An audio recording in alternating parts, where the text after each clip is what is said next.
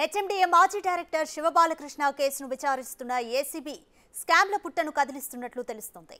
HMDA భూముల వేలంలో కూడా పెద్ద ఎత్తున అక్రమాలు జరిగాయని ఏసీబీ గుర్తించినట్లు సమాచారం. అంతేకాదు ఇప్పటికే ఈ అక్రమాలకు సంబంధించిన నివేదిక ప్రభుత్వానికి అందిందని, దీంతో పాటు భూముల వేలం పాటలు ఆపాలని ప్రభుత్వం ఆదేశించినట్టు తెలుస్తుంది. ప్రభుత్వం నుంచి అనుమతి వచ్చే వరకు మళ్లీ భూముల వేలం నిర్వహించొద్దని ఉన్నతాధికారులకు ఆదేశాలు అందాయి.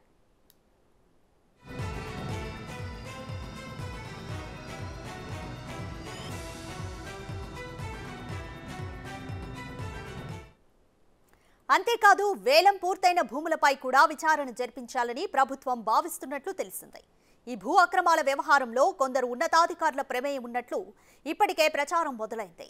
గతంలో జరిగిన భూముల వేలంలో అప్పట్లో హెచ్ఎండిఏలో పనిచేసిన శివబాలకృష్ణ పాత్రపైన ఏసీబీ అధికారులు ఆరా తీసినట్లు సమాచారం.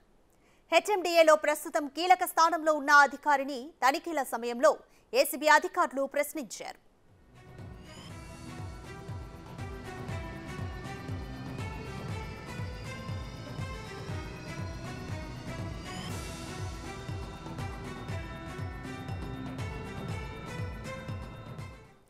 గతంలో జరిగిన వేలం పాటల్లోనూ బాలకృష్ణ చక్రం తిప్పారని తెలుస్తోంది. భూముల వేలానికి సంబంధించి రియల్ ఎస్టేట్ సంస్థలు బిల్డర్లకు ముందే సమాచారం అందించేవారని, వారికే ఆ భూములు దక్కేలా చక్రం తిప్పేవారని తెలిసింది. భూముల వేలానికి ముందే పలు రియల్ సంస్థలతో కొందరు కీలక అధికారులు కుమ్మక్కై అవినీతి దందాకు తెరలేపినట్టు బయటపడింది. ఒక కీలక అధికారి అయితే ఇతర శాఖల్లోని ఉద్యోగులను డిప్యుటేషన్పై హెచ్ఎండిఏకి తీసుకొచ్చి లబ్ధి పొందినట్లు ప్రభుత్వానికి ఫిర్యాదులు అందాయని తెలుస్తుంది.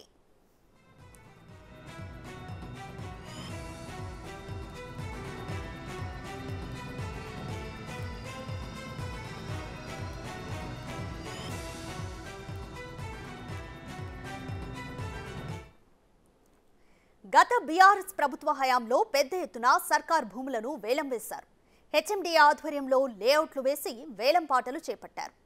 ప్రభుత్వ భూములతో పాటు ల్యాండ్ పూలింగ్ ద్వారా రైతుల నుంచి కూడా పెద్ద మొత్తంలో భూములను సేకరించి లేఅవుట్స్ వేశారు. కోకాపేట మొదలుకొని బాటసింగారం, ప్రతాపసింగారం, ఉప్పల్ భగాయత్ వంటి చోట్ల పెద్ద ఎత్తున భూములు సేకరించారు. బుద్వేల్, ఆదిపట్ల తదితర ప్రాంతాల్లోనూ లేఅవుట్స్ వేశారు. ఎన్నికలకు ముందే ఈ భూదందాపై ఆరోపణలొచ్చాయి.